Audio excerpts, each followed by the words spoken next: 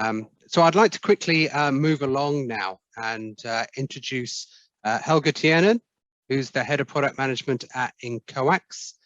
Feel free to start sharing your screen, Helge. He, as well as his role at Incoax, he is a chair of the Access Working Group in the MOCA Alliance.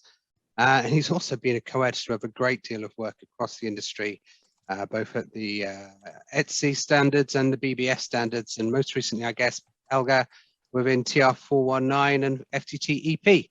Over to you, my friend.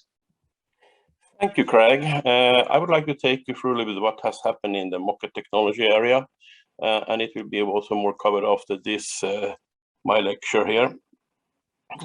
And MOCA technology evolution. MOCA started already back in 2005, and in 2006 there was the first chips delivered which could provide 100 megabit communication over home network. In those days it was a mesh technology, and it followed up with 175 megabit technology, and in 2010 the 400 megabit came, and then it was a jump until 2016 when the market started to require 2.5 gig, and we did a MOCA home spec in those days, and it followed the year after with MOCA Access 2.5.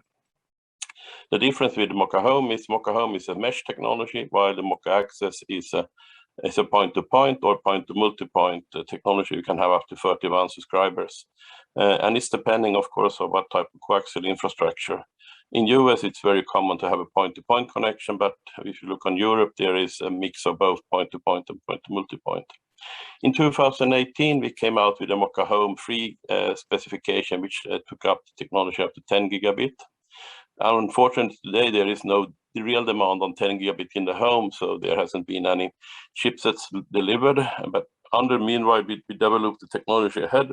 We introduced the MOCA Sec, which is a security suite. We came also for the MOCA Access 2.5 parameterized QoS model. And now lately, a few weeks ago, announced the MOCA Link, which is a 2.5 point-to-point technology for certain special use cases.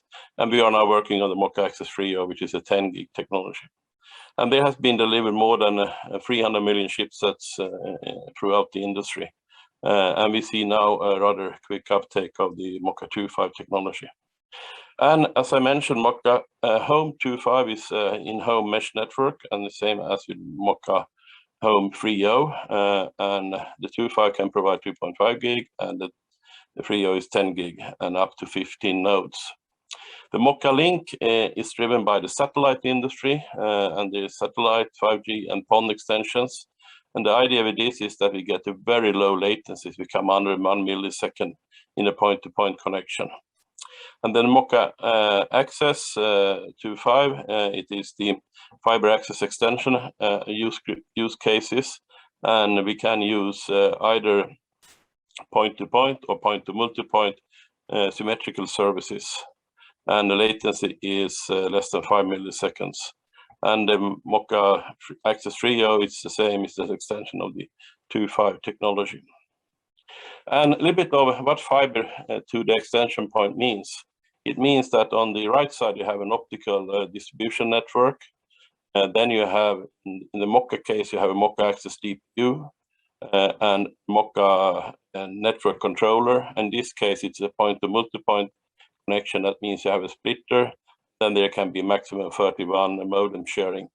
And of course, in a gigabit world, having 2.5 gig over the Coax link network, it is not maybe so good to have 31 subscribers. The typical applications with this point-to-multipoint are 8 or 16 subscribers. If we go to the FTTEP point-to-point Coax, and that's aimed for multi-gigabit services. And the difference in this case is that you have individual MOCA access controllers, network controllers for each of the modems, and this means that you have a 3 gig, you have a 2.5 gig speed over this link, and if you have a modem which has a 2.5 gig Ethernet connection, that means that you can provide multi-gigabit services. I will show a little later what that does mean for for individual subscriber. And the latest area where MOCA is entering is a satellite broadband extension, and there is more and more satellite operators, mainly LEO satellite operators. And one way of receiving those is that you have on the roof of your building a dish, which is directed to the satellite, and you have a modem. And to extend this connectivity into the building, you have then a MOCA box, which can either be an more advanced or integrated into the modem. And then you distribute this, and it's fed by reverse power feed. So the MOCA link has also included in the specification communication over the MOCA link of reverse power feed data. And if you look on the Coax cable attenuation, I think Pierre mentioned a bit about how far can you go with G.hn. With MOCA, it is more aimed as an in-building technology. And the reason is that we are using in MOCA, the lowest frequency band is 400 megahertz. And the reason why it's 400 megahertz is that under that spectrum, you have a lot of noise from electrical appliances, from devices which generate noise. And you have to be very careful with your coax network that the F connectors and others don't leak in signals. So MOCA has always been using a higher frequency band. So it goes from 400 megahertz up to 1675 megahertz. And of course, that is reducing the reach, but is improving the immunity for disturbances. And that's one of the strengths in MOCA.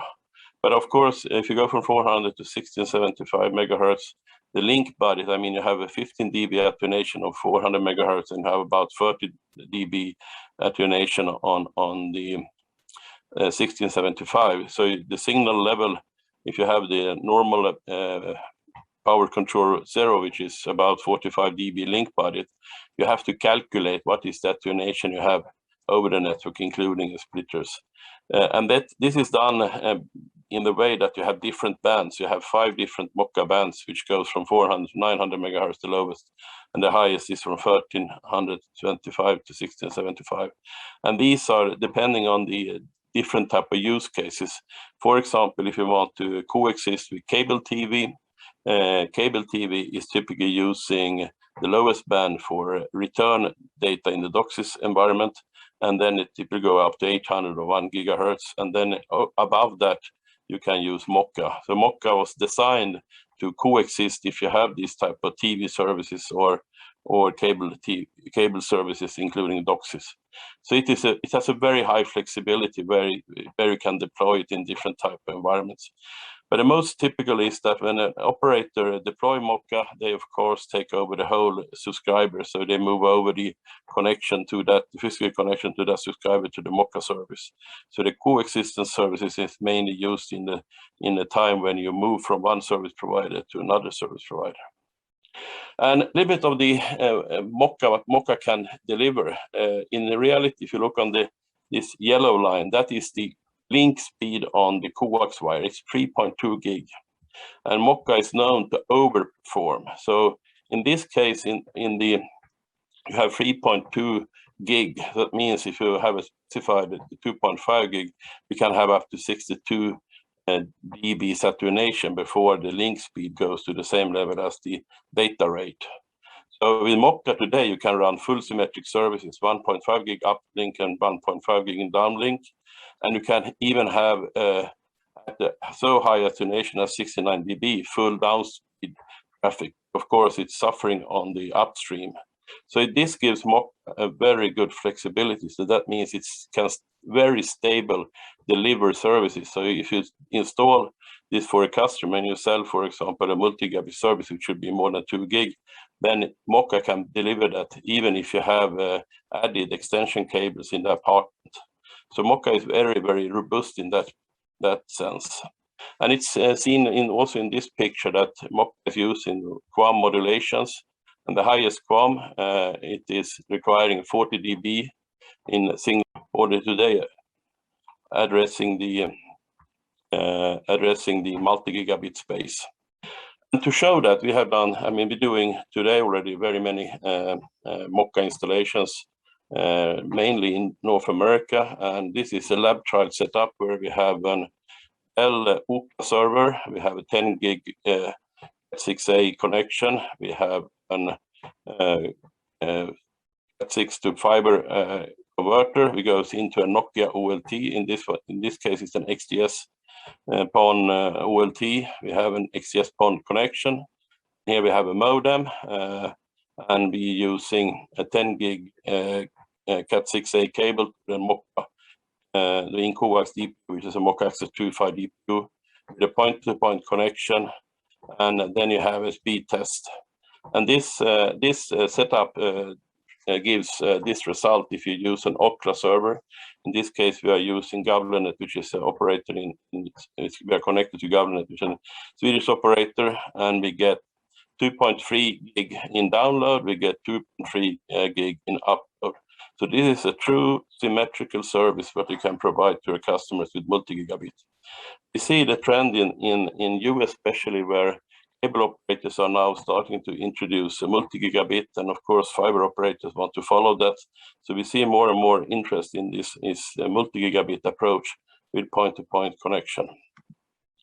So to cover a little bit of the use cases, I mean, MOCA can cover multiple type of use cases depending on if it's an operator with only one service going out, or if it's a coexistence with TV or cable. And it's also very suitable for hospitality installations where we can have up to 31 modems and where the speed is not so critical. It has a point-to-point or point-to-multipoint connectivity depending on the premise coaxial network structure. Of course, with a point-to-point approach, like in US where you have home run, that means you can provide multi-gigabit to your subscribers. And there is also supports an ultra-low latency with less than 1 millisecond in the point-to-point applications. As I showed in the point-to-multipoint, we get the latency which is about 5 milliseconds.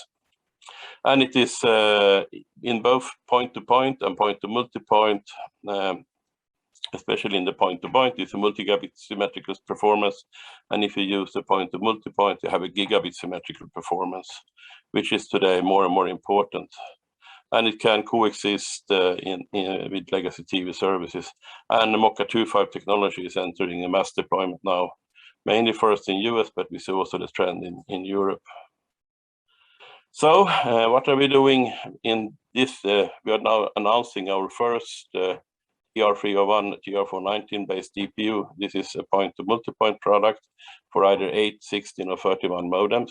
And this is addressing mainly the type of garden-style smaller MDUs.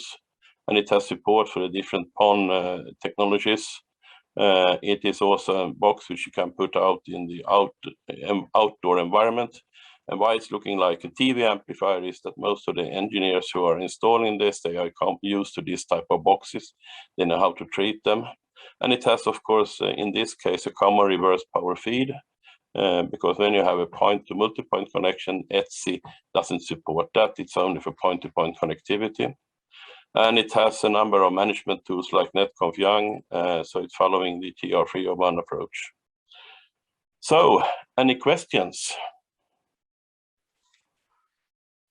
Wow, thank you.